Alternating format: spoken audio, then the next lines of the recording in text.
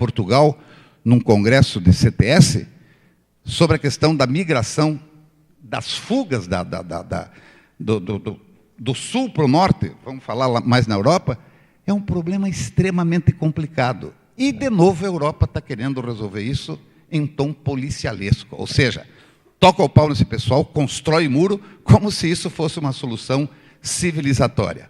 Eu sempre faço uma análise e uma comparação com o corpo humano. Não adianta eu estar com o coração, o pulmão funcionando maravilhosamente se o baço, já vou usar baço que é parecido com o meu nome, for para o saco. Nós vamos morrer de metástase. Não é diferente com o planeta Terra. Se nós não começarmos a pensar nessas questões como uma questão globalizada, aliás, não sei se está confirmado, mas parece que o professor Carlos Walter Porto Gonçalves amanhã vai dar uma palestra aqui, e ele vai falar sobre globalização, provavelmente sobre a natureza da globalização e a globalização da natureza, que é um livro desse senhor, desse professor, que é imperdível. Aliás, lá naquela página do NEPET eu fiz uma resenha dizendo que todo professor universitário e todo aluno da universidade devia ler esse livro para começar a compreender um pouco mais o que é esse processo complexo da globalização.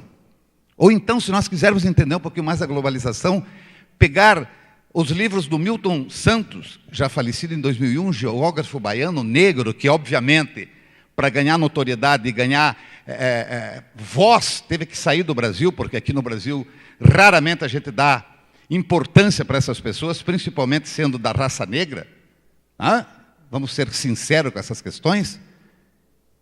E a gente precisa entender esse processo de globalização do lado de cá para entendermos por que fica todo mundo fascinado, principalmente as pessoas que têm condições financeiras de usufruir dessa globalização de um sentido só, né? Nós exportamos commodities e eles nos mandam ainda espelhinhos, por mais incrível que possa parecer. Estávamos saindo desse tipo de comportamento, mas agora, através de uma política equivocada do exterior, estamos retornando novamente a ser compradores de espelhinho e dando matéria-prima para as pessoas desenvolverem mais do que a gente, né? Então, só para não perder a lógica aqui, não deixe de ver essa palestra do professor Carlos Walter Porto Gonçalves, que vale a pena, né? Então, eu perguntaria para vocês, o que subjaz à educação e ao desenvolvimento tecnológico no campo de prioridades administrativas no Brasil e no mundo? E o ensino de engenharia que tem feito nesse aspecto? Só para ser enfático, não. E o ensino de engenharia, o que tem feito nesse aspecto? Professores, alunos, está na hora de começar a reunir os corpos docentes, começar a discutir, ver que problemática nós... Pô, nós somos engenheiros, nós precisamos identificar quais variáveis nós temos que atualizar para podermos resolver esse problema contemporâneo que é muito mais social do que tecnológico. O problema tecnológico está resolvido, nós agora estamos quase que no embalo de ficar cada vez sofisticando mais os equipamentos por uma questão de frescura mesmo, né? Veja a questão dos celulares hoje, cada dia sai um modelo novo. Por quê? Porque eles têm que vender, porque tem que dar lucro. Tem pessoas não, 99% de todos nós não utilizamos nem 1% da disponibilidade que tem um aparelho de celular. Mas amanhã nós estamos modificando tudo para ficar de acordo com a tribo que nós temos que consumir, etc, etc, etc. Essas questões nós temos que discutir com um pouco mais de parcimônia. E não simplesmente dizer, não, mas é assim mesmo, toca o pau. Por favor. Daí eu faço, de novo, outra pergunta, né? Por que alfabetizar científica e tecnologicamente sobre todos os ângulos os estudantes de engenharia? Quais são as novas variáveis para abastecer essa nova equação civilizatória? Você entra numa escola de engenharia, os alunos estão saindo da escola, estão se formando, não tem nem ideia do que seja ciência, do que seja tecnologia, mas não é porque eles são mal informados. É porque os currículos funcionam dessa forma para que o cara saia de lá feito uma marionete. Ele não pode pensar em outros problemas que não sejam os eminentemente técnicos. E é tão bobo, é tão burro esse tipo de coisa, que não se resolve também problemas técnicos sem entender os problemas sociais e humanos, desde que nós tenhamos como prioridade a civilização humana. E eu acho que, inclusive, é uma sacanagem nós termos ensino público no país para ficarmos só resolvendo problemas de uma classe que não precisa da resolução por nossa parte. Raramente nós pensamos em pessoas que não tenham a grande possibilidade de consumir. Veja como é que funciona o Brasil hoje. Você escuta de novo a Rede Globo, vem aqueles economistas metidos a besta lá, dizendo como é que a economia deve funcionar, etc. e tal, sempre fundamentado no quê? Num arroxo da classe trabalhadora ou da classe de consumidores que não tem nem ideia dos lucros auferidos, inclusive, em todo esse processo que nós tivemos de dizer que um governo é incompetente porque foi completamente cerceado de poder governar. Essas questões ninguém discute, pelo menos a imprensa. Ou se discute em pequenos grupos, ou então essas questões são tidas como incompetência ou competência. Os tecnocratas e os que são subjugados a dizer amém, Jesus, amém. Vamos fazer como vocês querem e vamos ver no que dá. Por quê? Porque está faltando análise, está faltando entendermos a solução do problema que nós temos sob nossa responsabilidade. Por favor. A educação moderna está calcada no aparelhamento tecnológico das escolas apenas? Isso já falei anteriormente, então fica todo mundo se regozijando, porque veja, os laboratórios, os equipamentos de informática. Por favor, não pensem que eu não ache isso necessário. Óbvio que é. Quanto mais equipamento, quanto mais disponibilidade de ferramentas nós tivermos para desenvolver o ensino de engenharia, não tenho dúvida de utilizá-las. Mas de forma parcimoniosa. Não é ela que vai resolver os problemas epistemológicos, reflexivos, ideológicos. E não estou falando aqui de ideologia de esquerda ou de direita. Eu estou falando que nós estamos numa sociedade contemporânea onde nós precisamos rapidamente entendermos qual é a nossa ideologia humana. O que nós apostamos em termos de desenvolvimento civilizatório sob pena de nos custar um preço muito alto, quase que irreversível, né? Então, e o gerenciamento em relação aos educadores? Quantas vezes vocês veem uma escola de engenharia, os educadores se reunirem para dizer o seguinte: gente, vamos parar para analisar o que é realmente o problema que nós temos que resolver numa escola de engenharia. E não ficar produzindo apenas para empresas e não sei o quê, porque nós temos que gerar emprego. Claro que temos que gerar emprego. Mas em gerar emprego a qualquer custo, inclusive buscando a outra variável que está sendo comprometida, que é o consumo excessivo e, consequentemente, a preservação da natureza, é uma proposta muito complexa que não se resolve assim de pronto. E, por isso, nós precisamos trazê-las à baila. Mas jamais isso é discutido num curso de engenharia. Jamais. Quer dizer, estou dobrando a vara com muita força para o outro lado. Mas quando é discutida aleatoriamente por algum professor bem intencionado e que raramente tem que forçar, inclusive, a ementa para dar uma dobradinha aqui, para dizer, olha, eu estou cumprindo a ementa absolutamente promovida para isso, para isso. E, inclusive, com a anuência do MEC. O MEC faz o possível também para cercear essa coisa do pensamento livre, etc, etc. O CNPq, a CAPES, com aquela mania de uma porrada de relatório, você tem que viver o tempo inteiro provando o relatório, não sei o quê, e na hora de fazer alguma coisa, que é a hora de refletir, de formar uma massa que possa pensar nesses problemas que eu estou trazendo à baila aqui, você não tem tempo. Então, a pessoa, para subsistir dentro da universidade, forma grupos de pesquisa, que às vezes pesquisa coisa que não tem nada a ver com a hora do Brasil, e que realmente se torna conivente quase com um processo que está dilacerando a questão reflexiva nas escolas, né? Por favor. Como os professores e gestores de todos os níveis compreendem o processo civilizatório contemporâneo, esse aspecto faz parte do ato educacional perante a formação dos seus alunos? E aí eu volto de novo à minha provocação. Professores, que porventura possa ter alguns por aqui, deve ter, leiam um pouco mais. Mas não é ler só no seu campo específico de especialização. Leiam sobre o mundo. Leiam sobre o que está acontecendo com essa sociedade, para, inclusive, ver quais as variáveis que entram nessa equação civilizatória para nós utilizarmos na educação. Dá trabalho? Absolutamente não. Eu não sou muito a favor de novos cursos de formadores, e lá reúne, fazem 360 horas. Leiam, se atualizem, que podem ter certeza que a convicção de trabalhar a educação modifica violentamente. Por favor. Falando de nações, será que as concepções da educação permitem estender esses resultados às práticas sociais de seus habitantes? O gerenciamento da Secretaria de Educação tem preocupações em relação a esses resultados educacionais? O MEC, CNPq, CAPES, hoje em dia só pensa em números. Porque produzir tantos papers, né? Os papers famosos, né? Porque tem que ser em inglês, inclusive, para ficar mais chicão, né? Mas raramente essas questões vêm para a sala de aula. São grupos e grupos e grupos e grupos de pesquisa, todo mundo pesquisando absolutamente fragmentado, que não tem um processo de pensamento total para a questão brasileira, e nós, professores, entramos, inclusive, de gaiato no navio nisso, né? Aquela coisa só de produzir artigos e de não sei o quê. Por favor, não que isso não seja fundamental, mas não pode ser a questão final. Nós precisamos levar isso para dentro da escola, para dentro da discussão com vocês, como está sendo feito aqui, né? Por favor. Os governos, através de seus gestores, têm ingerência em relação aos conteúdos contextualizados, às necessidades da população no que diz respeito aos temas trabalhados nas escolas de engenharia e demais setores? Essa liberdade que, de repente, as escolas de engenharia têm que ter conforme a região que vive nesse país. Não pode ser uma política extremamente igual, por exemplo, para uma escola lá em Castanhal, no Pará, ou aqui em Florianópolis, ou lá no Rio Grande do Sul. Esse tipo de liberdade, esse tipo de autonomia nós temos que ter para pensar nos problemas, sim, porque essa equação civilizatória varia, ou seja, as variáveis são diferentes para determinados locais e habitantes que ali residem. As questões são outras, as questões são muito mais complexas do que apenas pegar um currículo X para um curso de engenharia mecânica e achar que ele vai ser igual aqui em Florianópolis e lá em Manaus. São essas questões todas que eu chamo de novo a nossa responsabilidade. Raramente isso é feito numa escola de engenharia. E aí vem também os alunos com seus representantes, onde possa ser dentro dos currículos, etc., etc., para poder alterar, para poder pensar. Não é alterar Bangu, porque diz, nós queremos isso.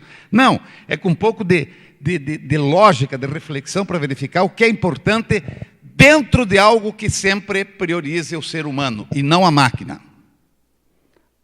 Insisto de novo, a tecnologia é um construto humano, né? Por favor.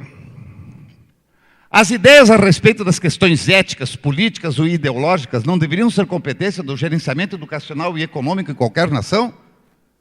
Mas para isso nós precisamos formar gente que pense. E não aconteceu o que está acontecendo hoje lá no MEC, que de repente o ministro é um político escolhido porque está dentro do esquema, e que de repente já começa a acatar uma questão pouquíssimo estudada e jogada, quer dizer, pouquíssimo estudada não, muito bem engendrada, que é, por exemplo, essa escola sem partido. Gente, se isso acontecer no país, o nosso retrocesso vai ser extremamente grave. E veja, não estou dizendo que não tenha que ter certos critérios dentro da escola, muito pelo contrário. Volto a insistir, eu estou falando em ideologia humana aqui. Ideologia de esquerda, de direita, já está muito complexo de discutir. São outros padrões de discussão que nós teríamos que trazer aqui, né?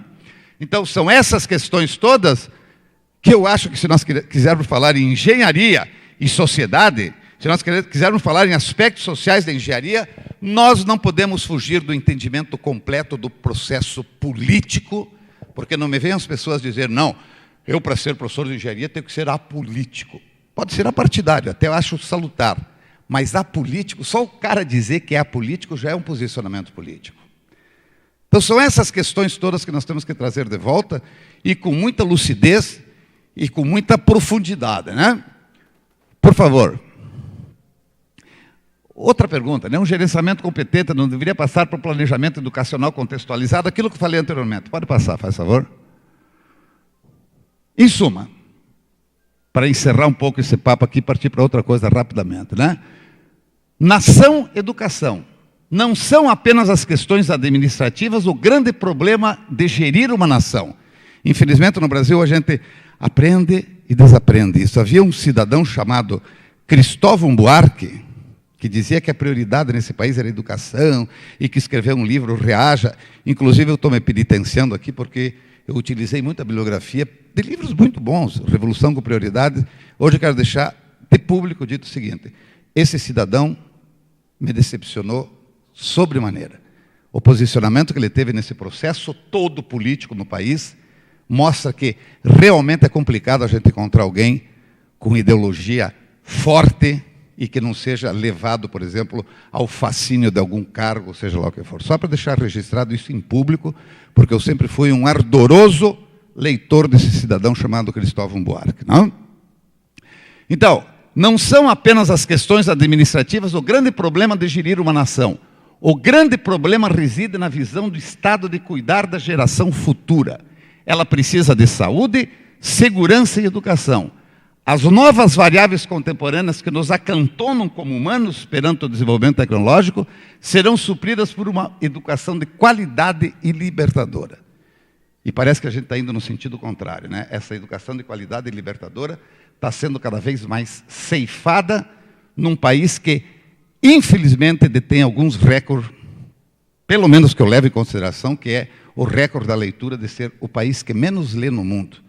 O nosso índice de leitura é 0,8 livros por ano. 0,8 livros por ano. Como é que a gente quer uma população saudável intelectualmente, desenvolvida intelectualmente, reflexiva, se não lê? A gente viu uma amostragem nisso na época das eleições, com os tais de embates nos sociais, aí, como é nas redes sociais, né?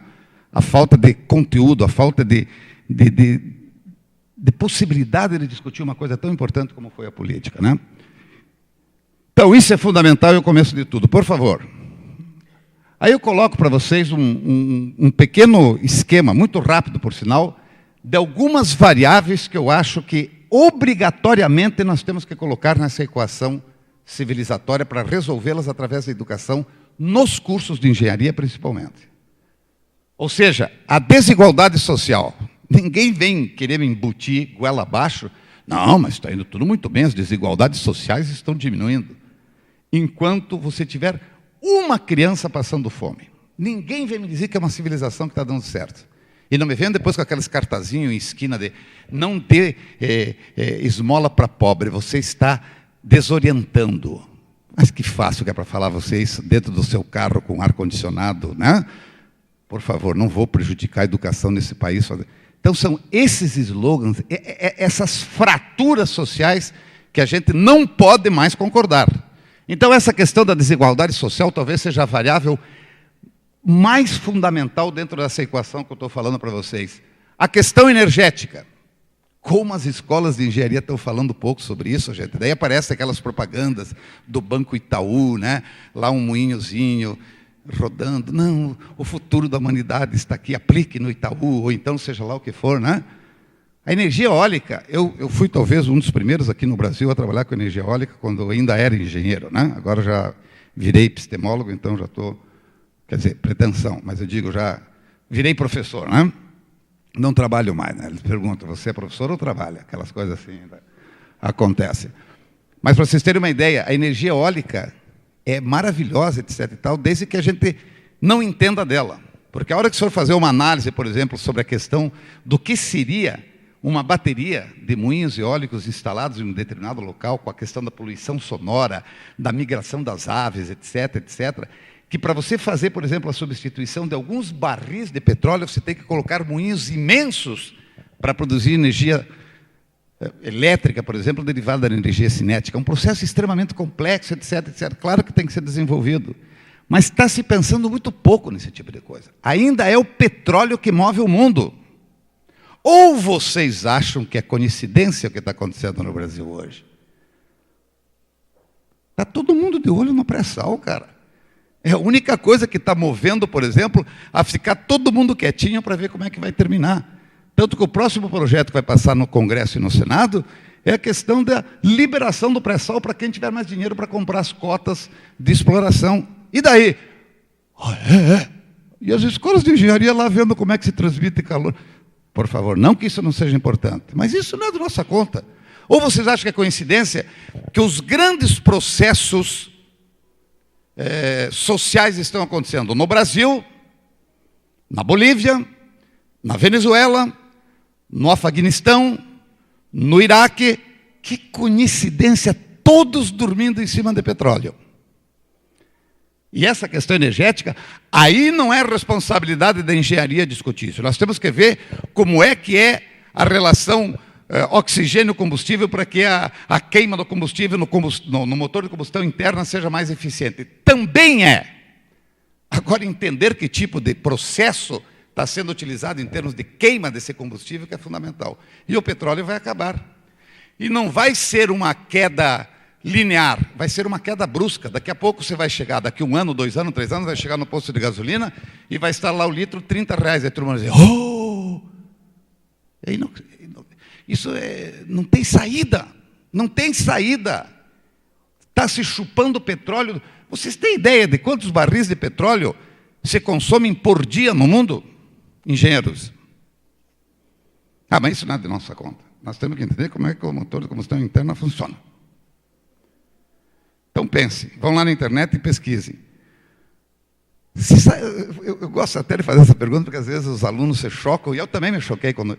Vocês têm ideia de quanto é que gasta um avião 747 para sair de São Paulo e até Paris de combustível? 200 mil litros de combustível. Agora vocês imaginem 1000 voos desses por dia ali pelo mundo afora. Eu só estou pegando um exemplo. Ou seja, o consumo de combustível no mundo hoje, passa de 50 milhões de barris de petróleo.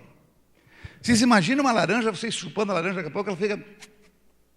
Não vai ser diferente com o planeta Terra, mas é óbvio. Não tem tanto petróleo disponível aí. Por isso que essa tal de pré-sal, não sei se foi uma dádiva da natureza ou foi um problema que nos jogaram na mão, está todo mundo de olho em cima.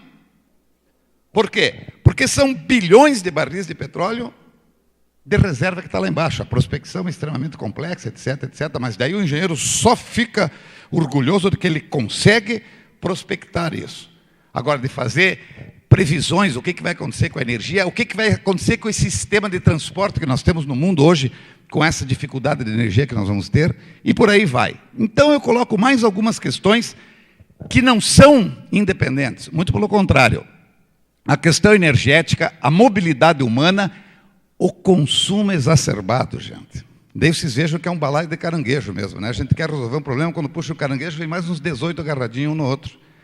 Porque se eu não consumir, eu não produzo. Se eu não produzir, eu não gero emprego. Se eu não gero emprego, aumenta o caos social. Aumentando o caos social, a violência aumenta. Aumentando a violência, mais policiais na rua. Então, nós temos que começar a pensar nesse problema como um todo. E não ficarmos inertes esperando. Não, vem alguém que vai resolver essa questão. Ou nós resolvemos isso preventivamente, ou depois corretivamente vai ser muito mais complicado. E as escolas de engenharia? Absolutamente nada. E os alunos de engenharia querem se formar, por favor, não estou generalizando, quase apenas. Querem se formar, conseguir seu empreguinho, não interessa o que vão fazer, ganhar o seu saláriozinho, ter a sua vida. Não sei se não é um desejo correto, mas que todos pudessem ter esse tipo de coisa. E para isso nós temos que, obviamente, mudar esse processo civilizatório. E para nós mudarmos esse processo civilizatório, nós temos que saber quais são as variáveis que interferem nesse processo civilizatório. Aí estão algumas delas, né? A ideologia de vida, a contaminação ambiental, a desigualdade social, a questão energética, uma pandemia que eventualmente possa vir a acontecer. Aliás, tem um livro bastante interessante que, se for lá no site do NEPET, ele está resenhado lá, que se chama O Caos de Tudo. É de um PhD matemático, que ele coloca 11 possibilidades, não sei por que ele escolheu o número 11, talvez seja um time de futebol, né? Mas 11 possibilidades que podem acarretar num completo desequilíbrio da sociedade humana. Dentro dos casos, ele coloca pandemia, o que ele chama de um tilt no sistema de informática. Vocês já imaginaram? Se der um problema de informática durante 24 horas no mundo? Não, imagina se vai acontecer, né? Tudo tão moderno, tão perfeito, etc. Eu, às vezes, quando vou para Curitiba, vou pela BR-101, eu vejo como a gente raramente pensa em questões alternativas. A BR-101, se der o desastre e fechar, acabou, você não tem outra alternativa para ir para Curitiba. Então, são questões essas que as pessoas não estão se dando conta que nós temos que pensar imediatamente. Foi o que aconteceu em São Paulo ano passado, mas por uma questão política foi tudo escondido. São Paulo quase morreu de sede. O Cantareiras foi para o saco e todo mundo se colocou a ajoelhar, pedir para São Pedro fazer chover.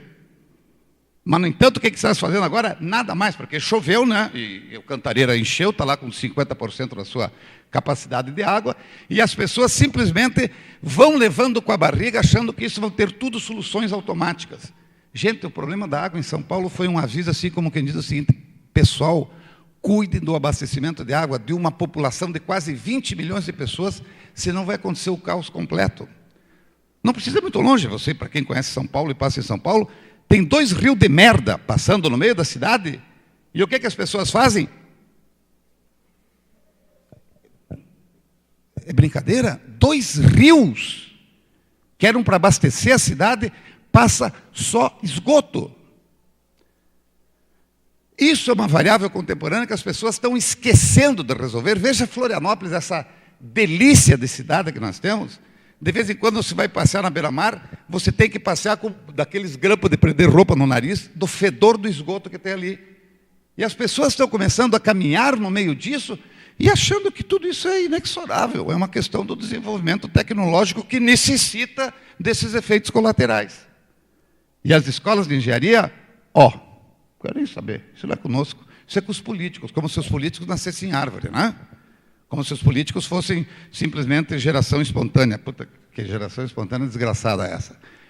Em suma, óbvio que a gente teria milhares e centenas de coisas para conversar aqui, mas, obviamente, eu estou querendo chamar isso somente como um catalisador de verificar o seguinte: ou nós paramos para organizar, ou nós vamos pagar um preço muito alto. Muito obrigado.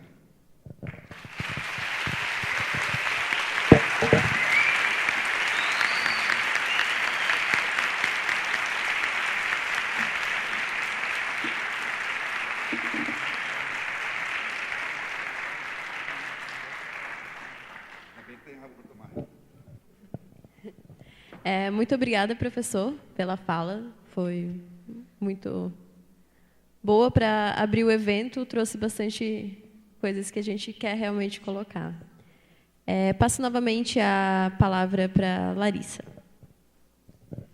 Tá. A partir de várias coisas que o professor falou e várias coisas que já estão na nossa cabeça, tenho uma mensagem, meio que um recado para passar. A gente tem 4 dias para discutir e questionar o que a gente quer com a nossa engenharia que a gente está aprendendo hoje. E essa engenharia popular e solidária, ela é real, ela é possível, ela não é mais utópica. E quando o Enéas aparece para a gente, normalmente faz perceber que ou a gente está no lugar certo, ou a gente realmente tem que desistir do curso e sair do centro tecnológico. Mas uma coisa que normalmente a gente esquece e que vocês esquecem é que a engenharia popular e solidária ela só vai acontecer se ela for feminista. E não adianta tentar nos silenciar, nós mulheres, não adianta achar que vai desqualificar os nossos argumentos e a nossa técnica. Não adianta, vai ser feminista, senão não será. Então, o que eu queria dizer, e o que eu já falei para várias gurias que eu estava fazendo ali, ajudando no credenciamento, qualquer tipo de opressão que acontecer nesses 4 dias de Enéas, a gente vai rachar, a gente vai escrachar e a gente vai discutir abertamente sobre isso. Porque é hipócrita...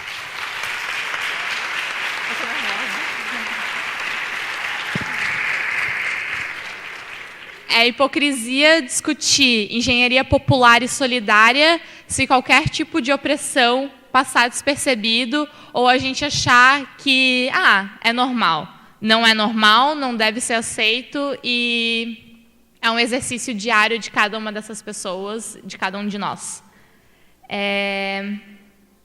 Acho que era isso. E agora nós temos informes gerais sobre o evento. Gente, agora, só um pouco antes dos informes sobre a organização, tudo como vai acontecer essa semana, eu queria saber se tem alguém que quer fazer alguma colocação, falar alguma coisa, porque, afinal de contas, não é conhecimento dos cabeças para vocês. Todo mundo aqui tem conhecimento para compartilhar, então, se alguém quiser um microfone para alguma coisa. Não? Então, tá bom.